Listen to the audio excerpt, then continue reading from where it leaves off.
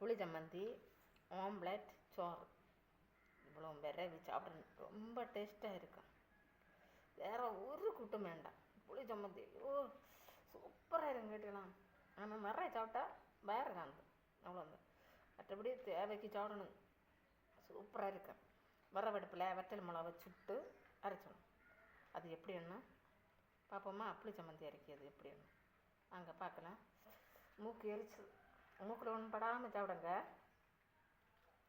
வற்றல் மிளகா தீக்கண்ணிலே போடணும். போட்ட உடனே பபிள்ஸ் மாதிரி பொங்கி வரும். கறியை விடக்கூடாது. திருப்பி போட்டு எடுக்கணும்.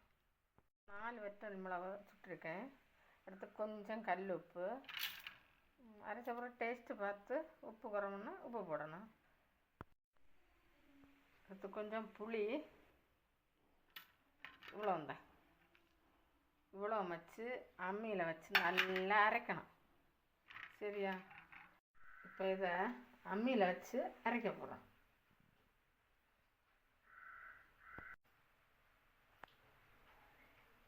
உப்பு, புளி, மிளகா இவ்வளோ வச்சு அம்மியில் வச்சு நல்லா அரைக்கணும். உப்பு குறைவுன்னா தேவைக்கு உப்பு போட்டு அரைக்கணும். ஓரளவுக்கு அரைஞ்சிச்சு. எனக்கு இது போதும். இனி அப்படியே குழவியை தூக்கி பிடிச்சி கையொண்டு இழைச்செடுத்து பாத்திரத்தில் வைக்கணும். வச்சு சோறு கூட சாப்பிடணும். இது அரைக்கும் போல் சாப்பிடணும் போல் இருந்துச்சு. ஏன்னா எனக்கு புளி சம்மந்தி எனக்கு ரொம்ப பிடிக்கும். என் பிள்ளைகளும் விரும்பி நல்லா சாப்பிடும் கேட்டீங்களா? ரொம்ப டேஸ்ட்டாக இருக்கும். சோறு கூட வச்சு சாப்பிட்டு பாருங்க.